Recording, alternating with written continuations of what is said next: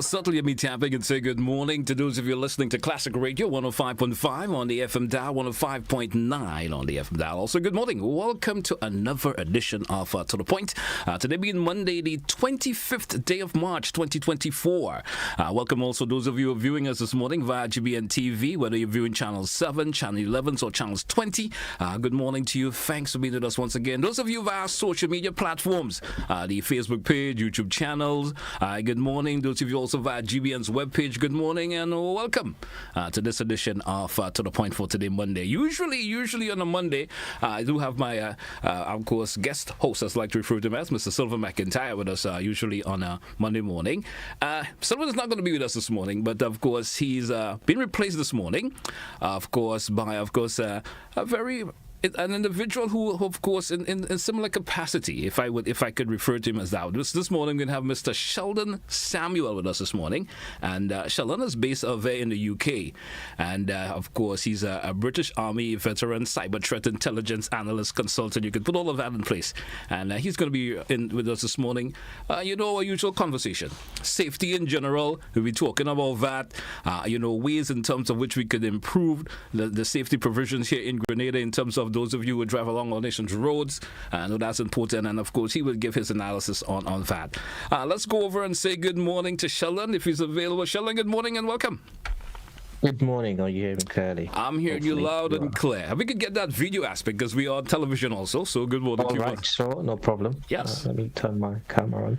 There you go. All right, good. Morning. Good. I guess the folks in Grenada would certainly like to see your face also and also hearing your voice. Good morning and welcome. What are you doing this morning, sir?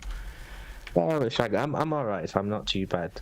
It's a little chilly up here, but bearable. I know you could probably do with some Grenadian weather right now. I know that for sure. Man. Yeah, I'm actually needing some right now. Yeah, 100%. All right, man. So tell me, I gave a brief description about you this morning. You sitting in for Sylvan this morning.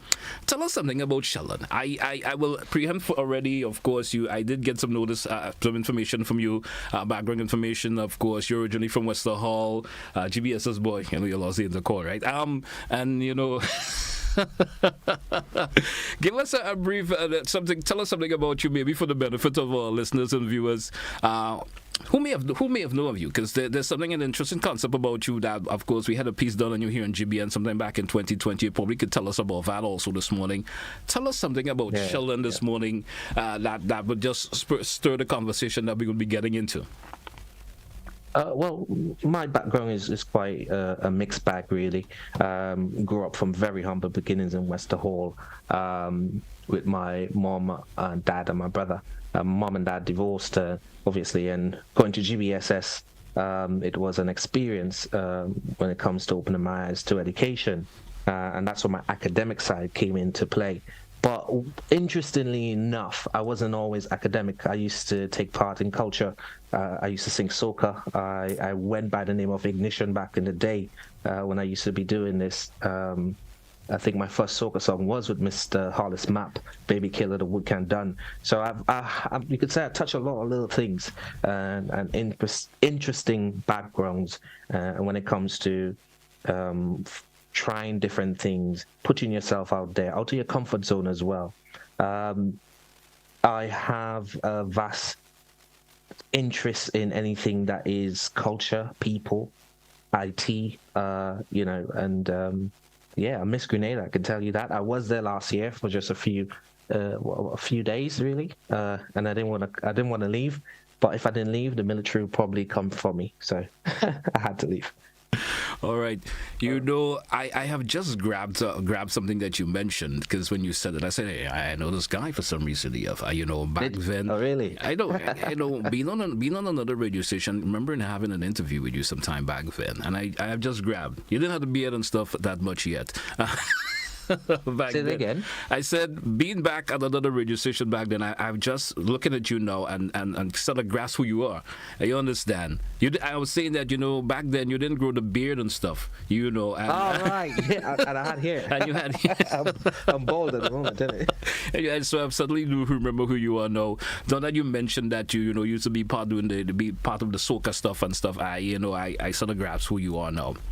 So welcome, Sheldon. Welcome. And our conversation conversation this morning because usually on a Monday when I do have Mr. Silver McIntyre with us, and he of course not with us this morning, we spend a lot of that time talking about safety. You know how safety plays an integral part in terms of everyday life, especially when it comes to road safety. And it has become extra passionate for him, Mr. McIntyre, through the loss of his son. He has now put a lot more. It's just sad and unfortunate, isn't it? Yes.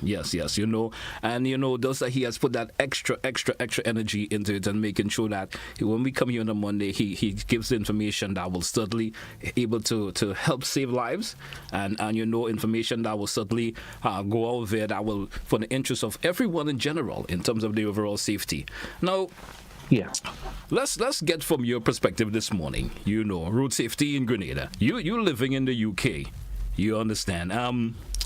Let's wave some comparison in terms of the general road safety here in Grenada and how it is for you in the UK in terms of road safety. Tell us something about that. Well, so I'm going to take it back a step and not try to go into too much what rules and laws they have. I'm going to take it a step back. Coming from Grenada, I realize you can't always go in with laws and rules. Let's put it this way. It is very far different, my experience when I came to live here as a Grenadian, to driving in Grenada.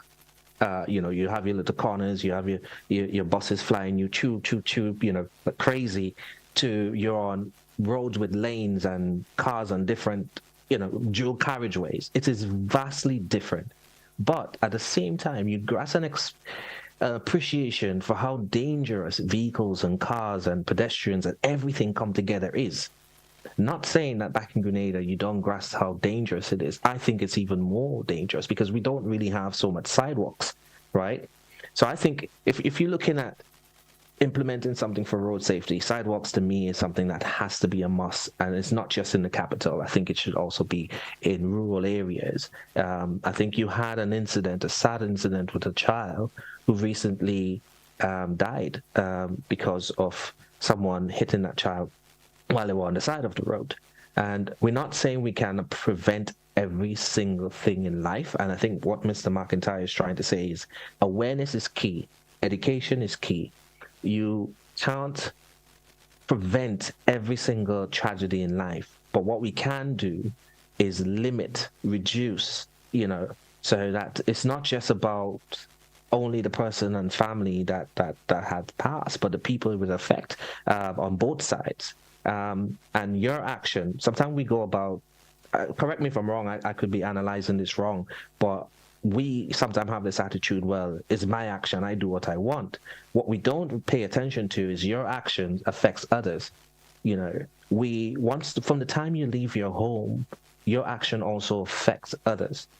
You can't be selfish saying that, what I do doesn't affect you. And you hear people telling you that it's my business, what I do doesn't matter.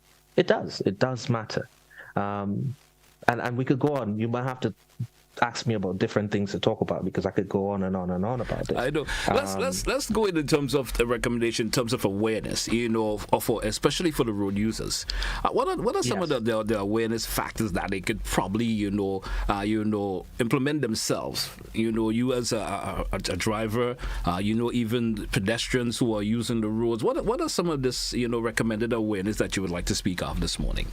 What we can implement for ourselves is patience with yourself and with others. You see, if you don't have patience when you you might be late. I always say, if you're late, you're already late. You can't be late twice. Yeah, all right. So have patience on the road. In terms of bus drivers, you will always have passengers to pick up. I have seen videos and seen myself and been on buses and myself where I literally, and I started thinking I'm being like my mother now, where if they drive her a certain way, she will knock the bus and say, drop me, please, right?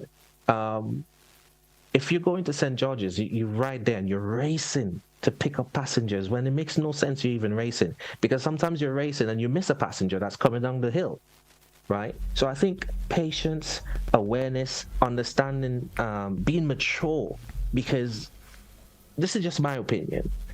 You can't tell me you're studying the money, the purse, by racing to get the passenger. That, to me, that's immature. right? If you're thinking business, if you're thinking money, if you're thinking about a purse, you will think about, okay, this driver is in front of me. This driver is, let me do the maths in my head. If he's in front, let me slow down a little bit.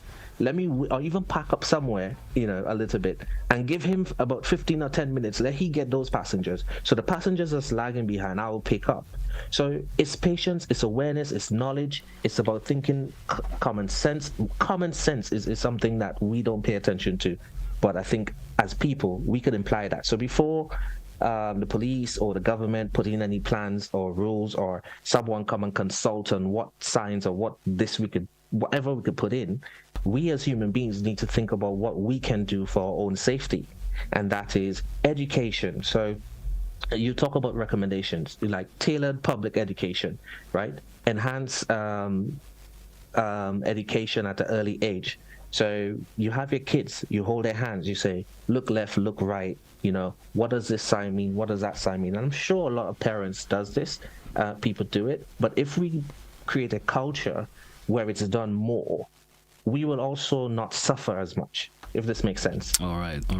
Now, in terms of programs and strategies from the authority point of view, or even from regular road users themselves, what's your take in terms of some of the programs that could be implemented that could safeguard, especially road users? It's one of the key problems that we experience in Grenada is speeding on the nation's roads. You understand? That's maybe one of the key problems that we have. And with the limited road space that's available in Grenada, it's sometimes you wonder why individuals even consider. You understand? Let's talk about some programs, and maybe even strategies that could be implemented that could make a whole lot of difference for road users in Grenada. Strategies, I think, it's not just for one side. I think it's a collaboration of sides. So because you could do one thing and then you don't have much, how should I say, advertising about it. So let's just start with a community. We need a place where let me step back a bit. You want a platform where people can go to see and read or be educated on road safety. Not only that, I'll give you an example where someone might see someone driving recklessly, right? And you want an avenue, a place where you could report this so the police can have a look at it and say, okay, well, this is reckless driving. Let's have a word with this driver. There are strategies in terms of, in Grenada, we have our ID, you have your driver's license, right? And let's just say someone commits a traffic offense. They should have points to that license. If you commit a certain amount of offenses, what should happen is you should either lose your license, or you pay a fine, or you get re-educated. If you don't go to that class, you lose your license, and that's something that happens in the UK. So these are strategies, these are enforcement tools that are in place there. I'm really proud of seeing Grenada put up traffic lights with cameras, which is really good. I only think as much as we have traffic light, I think it will cause a congestion issue as well. So when you implement something, you need to think about the other side of it. Have people been educated on how to use the traffic light itself? Because when you go to a traffic light, you don't just stand there. You press the button. Now, when you press the button, you have to wait. Even if the button says green for the person to go, it doesn't mean a driver is slowing down. Yeah. So we still need to pay attention, because I think there's a human side to say, well, I have the right here, I have the right to wait. So I go back to say we have to educate ourselves and have patience when it comes to safety. Not because you have the right to wait means the driver must stop. What if his brakes fail? What if he's not paying attention? He's looking at another driver on the other side of the road or something. So these are little strategies to go. But there's something I want to talk about that I'm not sure we're doing much of, called collaboration and knowledge sharing. We could look at other Caribbean islands and see what they're doing. Pros and cons. What works in Grenada could work somewhere for somebody. What's working well, or what's not working well for us, we can take it somewhere else and say, okay, that works well. So how do we take this in and implement it in Grenada? Sorry, I babbled along there, but basically. All right. Let me know what else you want to talk about, because there's a problem. I tend to There's a just go problem. on and on. Too much information. There's a problem of that it seems to be overwhelming in Grenada. The issue of enforcement. There's lots of laws. You spoke about laws of in terms of the point standing on your license and so forth. Those laws are available in Grenada. It's available, but there's a problem in terms of enforcement. Enforcement always seems to be one of the biggest issues, because folks know that if you do this, you have the option of maybe losing your license and so forth, but they continue to do it. Now, what advice would you like to throw there? Maybe I'm not expecting you to the authorities maybe to listen to you 100%, but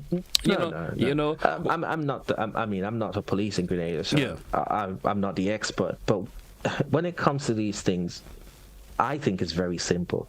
It's culture, it's human behavior. Every problem you see in society goes back to your attitude. Yeah, if you have an attitude where I have actually stood in places in Grenada and see like somebody's telling somebody something for their own good and safety of others, and they're cussing them off, and they're telling them this and telling them that, and it's actually good advice for all of us. Yes. To be in society, to live and be comfortable. So I have no fancy answer for you, only that it's back in the home. It's our attitude towards authority. Yes, authority, we have to hold them accountable for when they don't do things right, but we still have a way of behaving when those things goes wrong, right? We have systems in place for that. I am not trying to tell you here the law works every single time and every day, but I'm also telling you it's there for us for a reason. So attitudes need to change. You'll have kids on a bus seeing a policeman might say to a driver, well, you can't park there like that, or you can't, something like that. And they're cussing them and giving them chat or whatever. When kids see that, that's a norm for them. Yeah, when the police tell me that, I'll just tell him this and tell him that. So it's attitude for me. It's culture, it's behavior. And if we accept these as the norms, then we wouldn't be safe in any capacity. We wouldn't be safe. All right, great. Sheldon, we due for a break. Let's take that break. We come back and we chat some more. Stay with us, folks. It's To The Point here, Classic Radio, GBN TV. We'll be right back after the break. Don't touch your dial.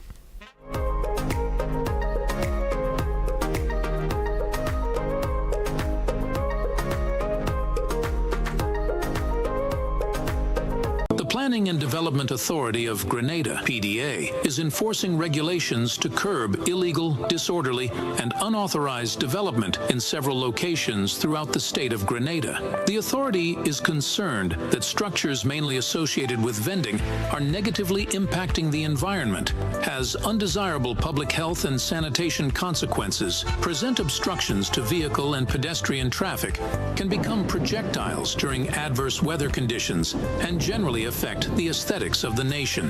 The PDA will work along with stakeholder ministries and institutions to effect the demolition, removal, and disposal of structures which fall in the category of illegal and disorderly development, commencing January 2024. In this regard, persons who vend in or occupy such illegal structures are advised to secure their personal belongings and have the structures removed ahead of the planned PDA demolition operations. These actions of the PDA have become necessary to safeguard and protect public health and the environment, ensure the safety and well-being of all citizens and visitors, discourage any future disorderly construction, and encourage compliance to regulations pertaining to physical development in the state of Grenada. This is a message from the Planning and Development Authority of Grenada. On Saturday, May 4th, there will be a shift on the island as the biggest grilling fest in Grenada moves to the big parish, the Maggie King of the Grill competition.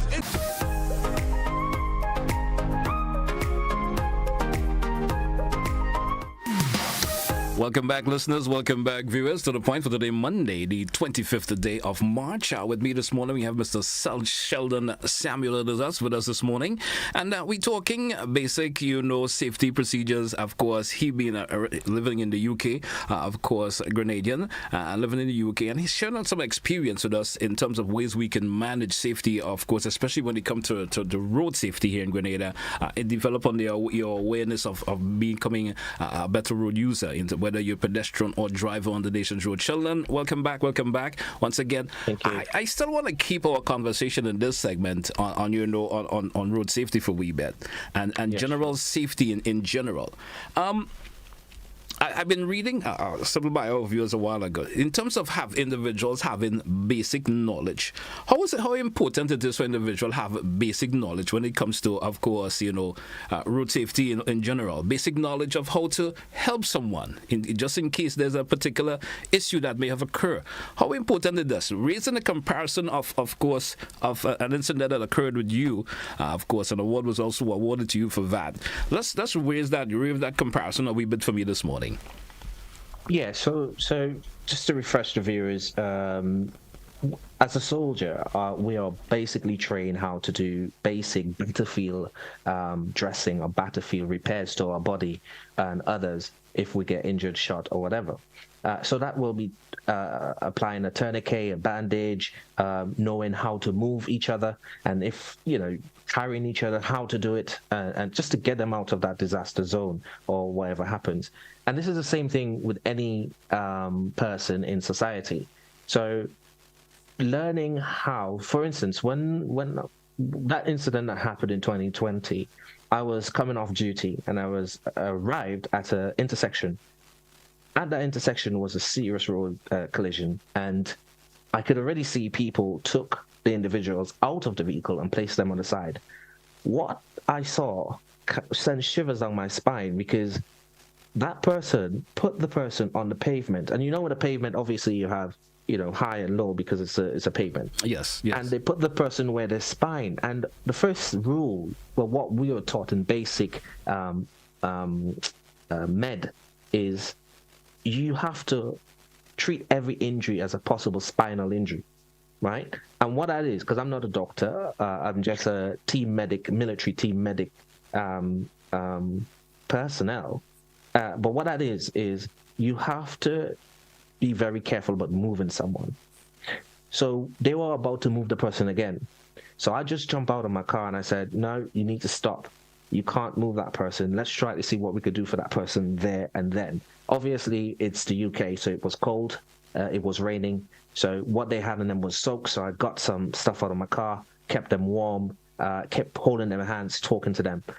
Some other people came on the scene. Luckily, it was also a doctor, and she was there. She asked me if I know anything to help. I said, yeah, I'm a military basic team medic. I could help. She said, okay, cool. So we knew how to move that body if we had to, which we did, and we had to place them in a way. We called it right simply because the ambulance couldn't move them, and they had to be airlifted. Now, going back to everyone else in Grenada or anywhere else, if we could learn simple things like CPR, how to apply a tourniquet. What a tourniquet is, it could be anything. Military, we have fancy ones, but it could be your belt. So if someone got a cut on a limb or anywhere, you apply that on the upper part of wherever is damaged or they have that injury. Now, what that does is stop them from bleeding out. Yeah, and that gives them vital minutes to live. So then the ambulance, so the nurses and the doctors, when they arrive, they now can do what they need to do.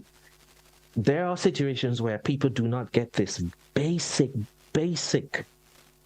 care, and that causes them to die because they haven't gotten that basic. And I don't know if you have noticed it. I've seen videos, I've seen myself when I didn't know what to do, and I get that. Because if you don't know what to do, you will be scared. You would be worried, you'd panic. But I've seen too many times things have happened in Grenada, and people are just standing around, just walking, talking on their phones. Okay, I get it. Nobody's know nothing, to my opinion, enough to help. And that's not good, because we could actually help save somebody's life if we have some basic knowledge of what to do. So I think going back, government, stakeholders, they need to have community groups where, I don't know, if it's every Friday in every community center, they have, I think Mr. McIntyre, he's good on these things. He does CPR training and stuff for people. But he needs help, and people in this community needs to get up and try to do this, because these help. Yeah. You know, you never know. Think about it this way. How I think about life, right? When I step outside and I hear the fire truck, it could be my house burning. Yeah, I'm not gonna, so I pull on the side. Think about the fire truck coming behind you, and you'll be like, you're not pulling on the side because you just wanted to go to where you're going. That could be your house. That could be your grandmother's house. That could be somebody's house. So you have to look at safety like that. Everybody is responsible for safety. All right. So we need to take our own lives in our own hand, and our neighbor. If we boast the Caribbean as a place where if you need salt, you could go to your neighbor. If you need sugar, I can tell you it is true, because in the UK, if I need salt, I can't go to my neighbor. Yeah? So we need to keep that culture alive. We need to keep that thing that makes us us. It's not just carnival. It's not just, parties. It is that human care, that basic care that we used to have, where we didn't used to want to be angry with each other. We wanted to share knowledge. We wanted to show people what we have learned, and we can get there. But we need everyone to play a part in it. We need everyone to come together. So that's the police, the nurses, the doctors, the government, the stakeholders, everyone involved. Because think about it this way. Let's go back to the money then. If you wanna look at it from different angles, Carnival, we have a lot of people coming in. Things could happen. It doesn't have to be a chopping incident or anything. It could be somebody. I think you had an incident, and I don't know much about this, so I'm not going to comment on it much. But you had a couple that collapsed on the beach, right? These are the situations where vital care towards these people can help. Vital knowledge, putting certain equipments in different places, locations in St. George's. That can help you. Respiratory equipment that can help. And that's just my opinion. All right. Of course, Sheldon, we do have someone calling. I'm assuming they probably want to chime in on this conversation, and they maybe have something to ask or make a contribution to the conversation. To the caller, I guess we lost that caller there.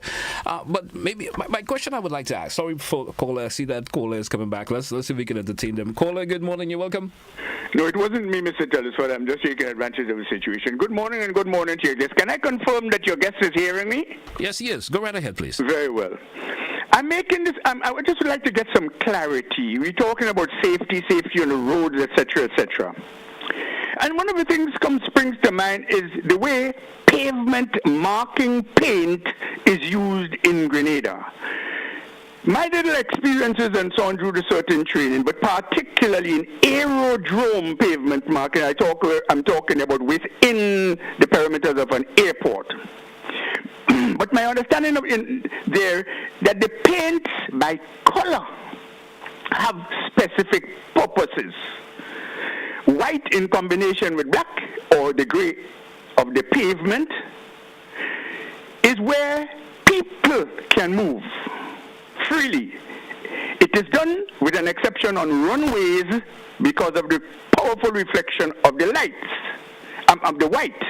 So this is an exception. But on traffic, road traffic, should I specify, white in the combination with black. But yellow, known as traffic yellow, in combination with black also, is normally where, from my understanding of it, where there is impending danger, where people are not recommended, or people to traverse or to pass or to park. Now, I'd like this gentleman, a very nice information, having lived in the United Kingdom, can you tell us how these two colors, as it relates to traffic marking, pavement marking, are utilized? I hope my question is understood. Thank you very much and have a nice day, will you? Thank you, caller. Thank you so much for your contribution this morning. Sheldon, you want to respond to the caller if it's possible? I want to apologize to the caller because I was hardly hearing him. So I don't know if you could rephrase his question to me, if that's okay. He was actually speaking. I'm not sure why you weren't hearing him clearly, but he was actually speaking in terms of the colors, the white and black and yellow. He was referring to, of course, you living in the UK. How are these colors are used in the proper way in terms of the yellow markings, the white and the black in reference to that? Yeah. So obviously, I'm not a professional in those fields, but the yellow is definitely it means don't park there, simple as. White markings obviously is for pedestrians to cross and of areas you can park in, and these are things, and that's what I said, knowledge about signs and lines and everything is stuff that we need to put out there more. So I like his question because it just says collaboration is what I was saying, and knowledge sharing earlier, where we can take something that works from another country and bring it to Grenada, and we can take what works in Grenada and bring it to another country, right? So, you have your double yellow sign, not to park there. If you park there, you're either going to get charged, ticketed, or something, 100% ticketed. In the UK, that's what happens. So you don't want to park there. Okay. People, but just as anywhere else in life, people take the chance. All right. So that's up to you. But you find places, and the UK does have a problem. The UK problem right now is congestion. So right now, our problem is you're finding people are parking on those lines and taking a chance and trying to say, I'll come back in 2 minutes, and they're blocked. Police car from passing. I've seen it. I'm driving behind, and the fire engine was coming through, and they couldn't pass. Well, obviously he got in trouble straight away. So my thing to him is, if we could get the police service, for instance, the police force has a department. They do have a traffic department, and they have a team in there. And I know they do their little stuff, but they have a team that could probably come up with a website, because you have to remember, everyone has a phone these days, right? You don't to go to this community center and that community center, and all of these takes money and stuff like that. But what we could do is spend that money into a centralized knowledge place or area, which is a website or something like it, and we could learn things like, what does this mean, what does that mean? But it goes back to something I said again about early in life, where kids could have a part of the curriculum where they learn these signs, they learn what these signs means, how to use the crossing, the pedestrian, the zebra crossing, how to now you have traffic. Well, we always had traffic lights. I saw on GBN, a lady was complaining that whether it's true or not, she said her husband wasn't aware of the traffic light, and he got charged 500 EC. And these are things we need to be more open about. So, in other words, put it this way, like when you go to this one say that one say that, put all the materials out there for people to know. No one can deny it's not there. Let them know what's happening, what's not working, and you're good to go. But yeah, I cannot give him information about all the lines and signs and what they mean. That we'll probably have to have a conversation with somebody else. All right. Actually, we do have another caller. I could give you stuff about basic knowledge about first aid. For instance, I can tell you, from my opinion, we as human beings, you're going to pay your bill. It is very vital that 1 out of 5 persons should, in my opinion, be able to know how to cater for somebody in distress. And it doesn't have to be a road traffic incident. It could just be somebody fainting, passing out. So what I'm trying to say to you, I know we're talking about road safety in particular, but we have to look at safety on a whole. Does that make sense? So true. We do have another caller. Sheldon, let's entertain this caller. See, I'm not sure why you were hearing them a while ago. Let's see if you hear this one. Caller, good morning. You're welcome. For me to hear the callers, but I'll try my best. GT. Morning, Mr. Samuel. Are you hearing me now? Yes, I'm hearing you. You said morning, Mr. Samuel. So there we go. Yeah. Okay. I preface my contribution by saying where ignorance is bliss, tis folly to be wise, said Shakespeare. I'm saying that because it seems that though we pride ourselves on ignorance in this country, unfortunately, based on some of the things you have said about people who, even when they're being given advice or information, they will cuss other people. I ask myself most of the time, what is the purpose of education? Is it education is for the purpose of creating consumers who are actually monsters or creating good citizens? So I'm suggesting that we socialize for good citizenship. And the whole issue of attitude, as you said, is most important, so that the values of collaboration, consideration, compassion, all of these will be taken into effect and also be observed by each other. I mean, since 1983, we've been creating a very selfish, egoistic, individualistic society. We need to reverse that because we're going to destroy ourselves by following these principles. We need to come back to the center where everyone has value.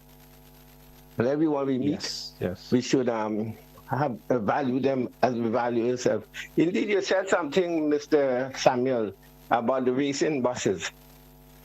The thing about it is that when these people go into service, they don't really see service to other human beings. They see opportunity to make money, and especially if they have to pay the bank, which is also a very predatory system that doesn't care how people get the money to pay back them, to repay them. So that's all part of the problem.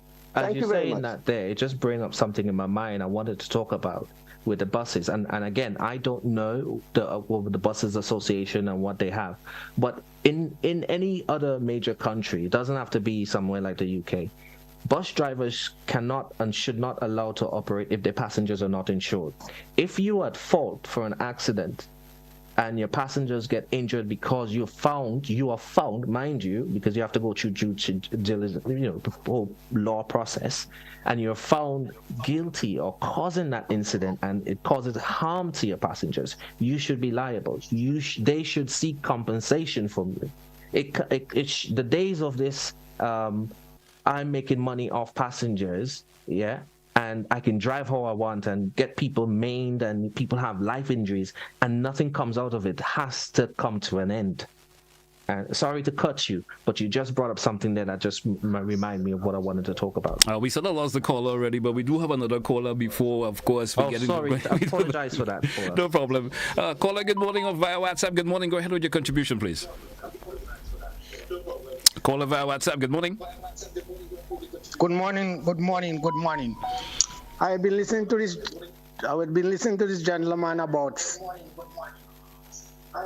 Caller, for some reason you have a device in your background that is, of course, kind of distracting you away with that. You turn it off completely if you want to continue, please. Let's entertain another caller as this caller gets himself sorted out. Caller, good morning. You're welcome. Caller, good morning. Hello. Good morning. Go right ahead, please. Good morning, sir. How are you today? Not too bad. Go right ahead with your contribution. Okay. Listen, it's time for the ticketing system, which is writing this paper. It's time for they use the annual license this. So you don't have to ticket. You just use it's time for we upgrade and have this thing that you could just put it and just do whatever you have, so it doesn't have to go through all this thing and they get charged automatically, like how it happened with the traffic light. It's time for they do that. And the buses, Grand and Sierra buses making 3 lanes sometimes on the road. They're stopping in the middle of the road, and you know in the middle, and you can't pass holding back everybody because there's another bus behind. So it's all those things they have to see how they could do to stop that. Also, the warden does stand up in area like Sugar Mill. They stand up there. People crossing one by one, and they're doing nothing. At least they should put them to cross as how they cross in St. George. A certain amount of people cross one time. You understand? Hold them back and cross and hold. Instead of they stand up there doing nothing, all that hold back the traffic. So that's something they could look into. Thank you, sir. Thank you, caller. Thank you so much. And I'm not sure, Sheldon, if you have any response to the caller, but we do for a break. Any response to the caller, Sheldon? And if you did get to hear him clearly? Yeah, I think he was talking, and this goes to when I was talking about enhanced enforcement with technology. So, and this goes back to this has to go with the bigger stakeholders here, the government and the relative companies out there that can contract or bid for people to come in and show technology where these things can happen.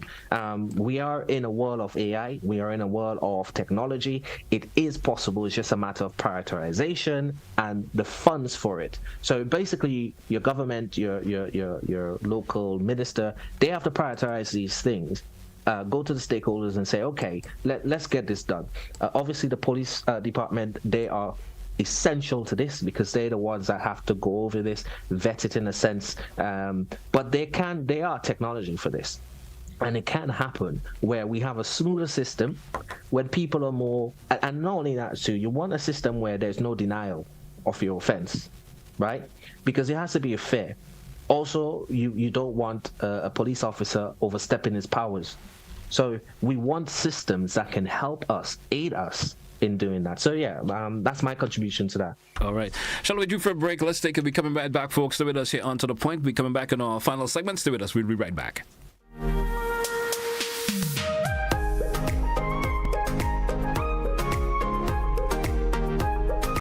Grenada, get ready for the biggest live concert event of the year, Digicel Reggae Fest. Saturday, April 6th, National Stadium. Performing in Grenada for the first time in decades, the Wild Apache Supercast. The versatile Busy Signal.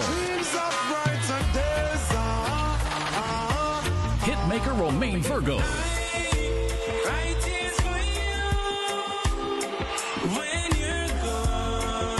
Pure energy of Anthony B. Nobody want to plant the can. Everybody wants to live from London, Maxi Priest. Oh, baby, baby, it's a wide world. The strong one, Etana. But I'm not afraid. No. With our very own Jefferson Ramirez and more. 7 amazing performers. One big stage. One night only. Saturday, April 6th, National Stadium. Get your early bird tickets now for only $120. VIP $500. Limited VVIP $800 at advertised outlets or online at gotofet.com.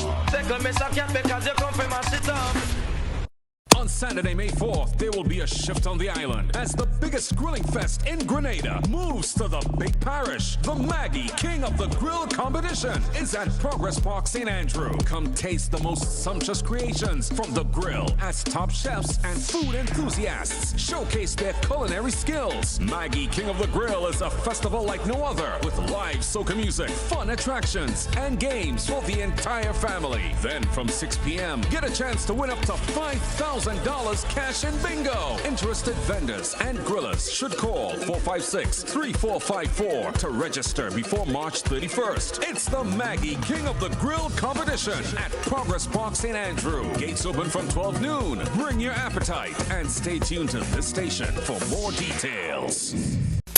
I want you to control your anger. There's a way to feel better. That's one thing to remember. No matter where you are, you can be a star. Stop and take a deep breath and relax yourself. Take another deep breath and relax it, and relax it. Eliminate violence.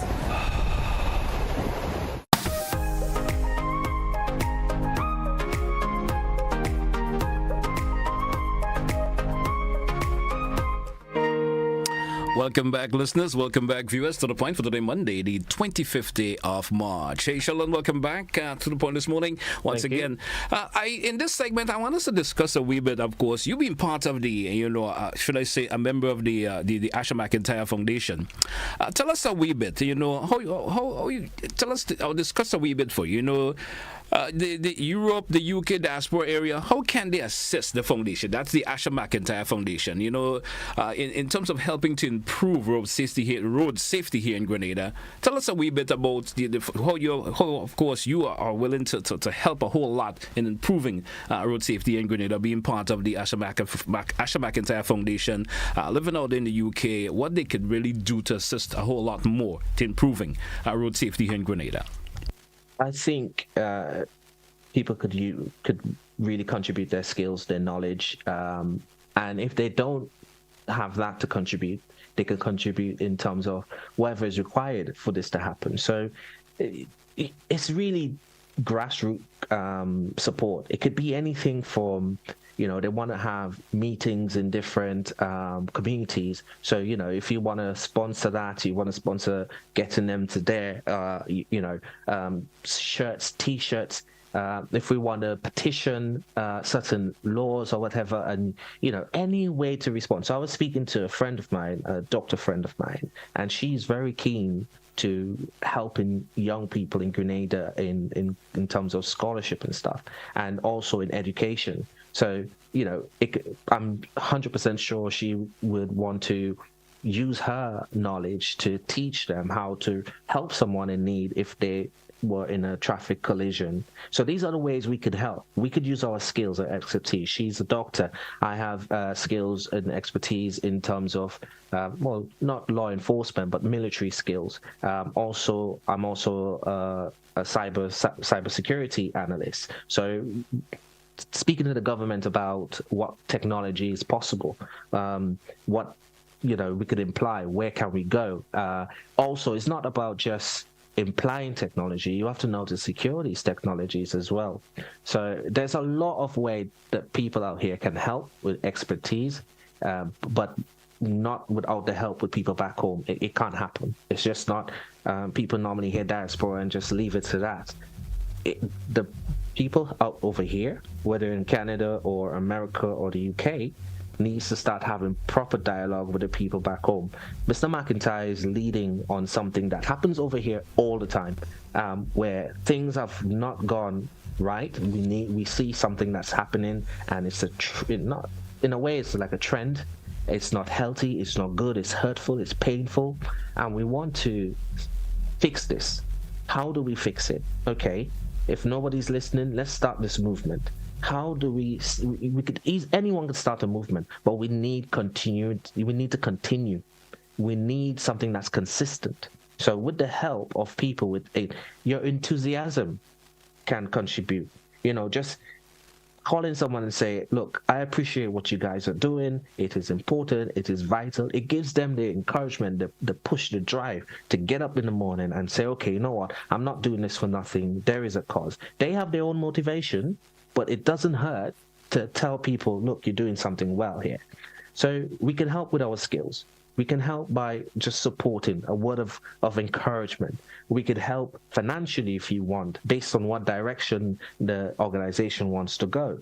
So there's a array of ways to help. It's just a matter of reaching out. And I'm sure Mr. McIntyre would allow people to contact him and the organization, myself as well, and anyone to find ways. And also, I think, knowing what's going on and how they want. I think Mr. McIntyre always say this in his programs and stuff like that. So yeah, to end on that, that's my belief in how we can help. All right. Well, I certainly hope the folks living out in the diaspora, yourself and others, of course, who have knowledge and understanding and have the experience and have the expertise, will always find some ways of contributing. And as you mentioned, they should be the ones that initiate, but it should also be initiated from us here locally. Things that we see happening and that we would like the expertise to chime in and somehow help us to improve on what is happening here. Because folks may call us they may say we're a small country. Yes, we are. And you may see the difference that have been made in your neck of the woods, that if it's implemented here could make a whole lot of difference. But you know what, you're so right. And not only that, we say we're a small country, but look at the people who are born in Grenada, live in Grenada, and they go out there and they just boss everything. They excel. Look, you could look at just GBN and how many people have been recognized throughout the world for things. Grenadians are very wise, smart, empowering people. But what we need to do is start using that.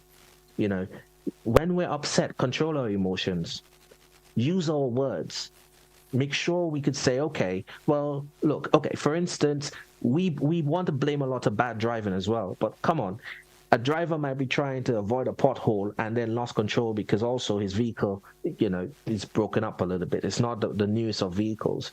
So it's on every side of this narrative, is what I say. All right, great.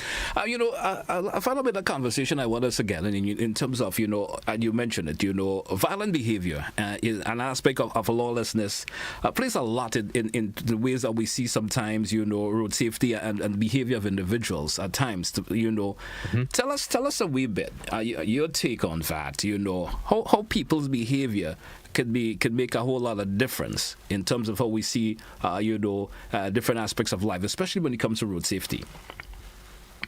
Sorry, repeat that last bit. No, I was saying, individuals' behavior. You understand? Mm-hmm. How could that, help to curb individuals in terms of the behavior? We know the violence, the violent behavior, the aspects of lawlessness, etc. How could that curb, and make a difference in terms of, improving road safety in general? Our conversation is broad based on that a whole lot this morning. Well, I have witnessed myself. I have sat in buses myself and just see that ego gets in the way. And, somebody comes to tell another man, well, why are you doing that?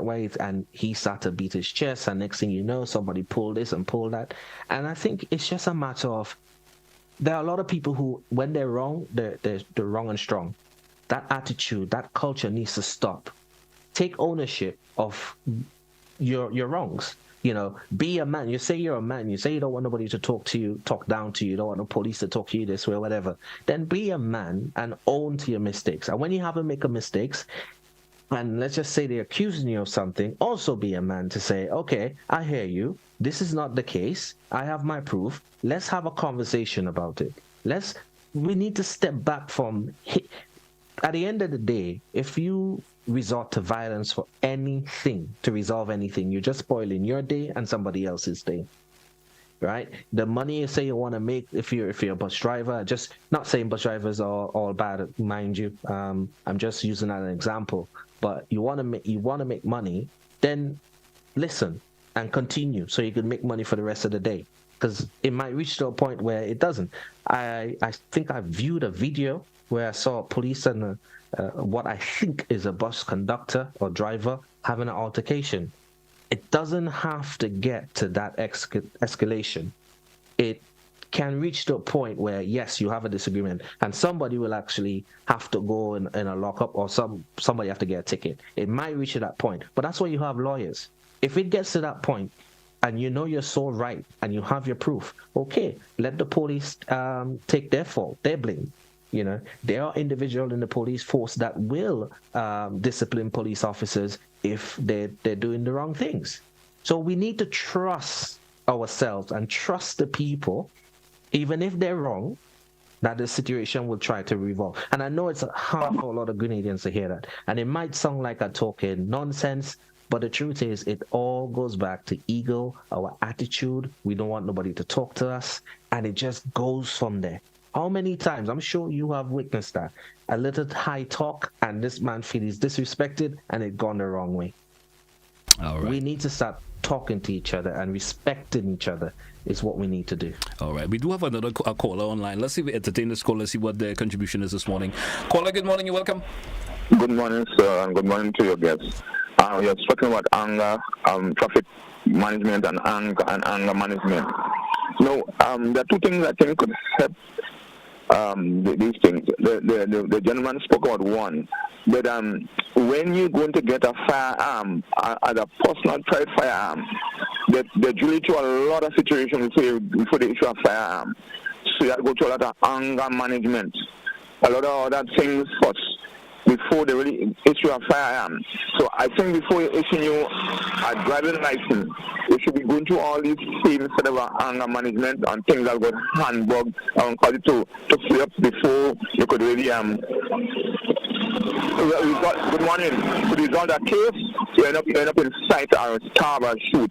These are things we should do something. We should think about. We should really have a sort of anger management, because a lot of us are driving and we're very, very angry.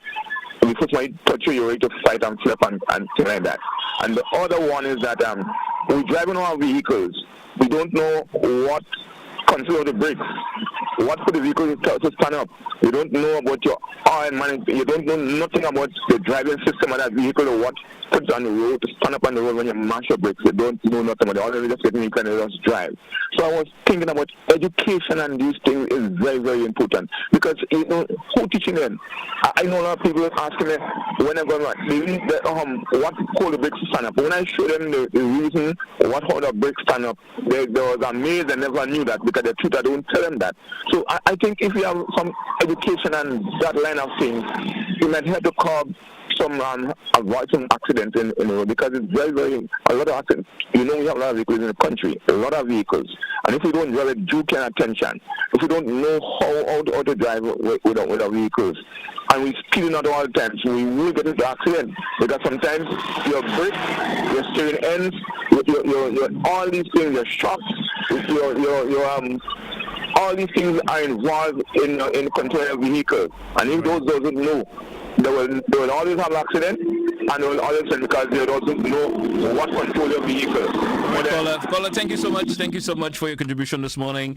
Sheldon, we only have a few more minutes left on the program. I guess you heard some of what the caller was mentioning this morning, and he was saying that that's something that is important. You know, folks been taught anger management. Before they've been able to obtain a driver's license. What's your thoughts on that? Sorry, he was saying that it's important maybe, before an individual is able to obtain a driver's license, maybe they should be taught, anger management. What's your thoughts? What's your take on that? Oh, yeah, but anger management is something that is very important. I mean, something like driver's license, I think how I see this is it starts with the person teaching the person to drive, right? Teaching them, letting them know how the road is and patience and whatever and stuff. But I think when it comes to that, how we implement when somebody might hold a driver license and need anger management is when at the fact, like, when I said about the point system, they've been doing certain things. Let's integrate anger management classes, because that's what happens. Like I got a ticket. I was going down was a 20 30 miles per hour, and I was driving 35, and I got a ticket just for that. Yeah, okay, cool. I had to take a class because it happened a second time. Not that I was driving reckless, but it was over the speed limit. And in those classes that I had to register for, they had the options, and based on the offense you committed. So let's say that the ticketing people or the police put the offense there. You had to go to a certain class, and once you pass that class, once you attend the class, completely attend it, then you get that offense off, and from what happens is you get the points off. Right. Okay. So basically, what I'm saying is, yes, I agree in anger management. I think it's something that probably you can't identify anger management for somebody to go for anger management before you give them a license. In a sense, I think it's after you commit the offense, and based on the offense, based on the incident that happened and what report was written up, you take a class for that, and you do not until you complete and you satisfy that class, then you get your license. All right. Back in working order. Sheldon, we may take our final caller this morning, and then we come back and get some closing comments from you. Let's take our final caller. Good morning to you, caller. Caller via WhatsApp. Good morning. How you doing this morning? Good morning. Yeah, good morning. I just want to infringe a little bit on traffic safety. Now, let me say, I live in New York, and the things that I don't like sometimes is that, okay, we live in Grenada, and sometimes we doesn't want to abide by laws. Everybody just want to do something, and then when they catch them or when they stop them, they give an excuse and they want to be more angry. Than every country has laws. Why would I try to uphold the law in New York City or Canada, where you go to this people's country and you abide by their laws, right? But when Grenadians in Grenada sometimes, just because they're driving this bus or they're doing something every day, that doesn't mean there's not a law for it. It's just because somebody doesn't tell you to stop or to go or to when to do certain things. We just sometimes doesn't want to abide. But the thing is that I just get a problem with that, and so I have conversations with my boys. Sometimes they go home. You know, sometimes people go on vacation and they get happy and they just want to drive and they want to drink and they want to do certain stuff. You know what I'm saying? So basically what I'm saying is that you don't have to behave like that. You have to abide by the laws. As I said, if you're going to abide by the laws in Canada and England and New York and wherever you go, Germany or whatever, why can't you abide by the laws in your same country where you live? You have to have laws. And the point I'm getting across is that today we live a life where people do not want to have laws. They just want to do anything. Like a guy wake up in the morning, he want to put a speaker on the bus terminal and play music for the whole day and nobody shouldn't tell him nothing. And people doesn't understand. You can't, and when the same person come to New York, you can't do that. It's not allowed. It's not a party. You have places where you can go do that. It's not a party. It's Monday morning. Hello. All right. Have a good day. Thank you, caller. Thank you so much. Thank you so much. And great contribution there from that caller. Yeah. And the caller did made a great point. Sorry, to say this quickly. It's one where I think a lot of JCBs, foreigners, you want to call them, just come back and feel like they don't have to follow Grenada laws. And I've seen that with my own eyes. I've seen it. I don't like it. I don't support it. I think, and another thing, here in the UK and anywhere else, you go to a party, you go, if you know you want to drink, right, you go with somebody that can drive. You do not drink and drive. And there's another contribution I want to make. I think the citizens of Grenada need to start. If you see somebody driving reckless, everybody has phone now. Take a video of it. Go to the police. Say, look, this person is driving reckless. Let the police deal with it. If you see somebody who's drunk and leaving a party and going into a car, you're not a tattletale or whatever you want to call it. You're protecting. You have to look at it. You're protecting yourself and everybody else. You should inform the police. This guy is drunk. Why is he driving? He's driving off. Stop it, And these are going back earlier to what you asked me. These are the things that we as people can do to help our own safety and help others. All right. Sheldon, I want to thank you so much for being on the program this morning. Of course, great to have you. Thank you so much for the contribution made this morning. Certainly hope folks who are listening and viewing were able to absorb a whole lot in terms of what you're saying, what you said this morning. And thanks once again for sitting in for Mr. McIntyre. It was a pleasure to have you on the show. Thank you once again, Sheldon. Yeah, you're welcome. Thank you. Take care of yourself. All right, folks, that's where we take a wrap for this edition of To The Point. Thanks all who contributed to today's program. Have a good one, folks. Be safe and be good to each other. That's where I say goodbye.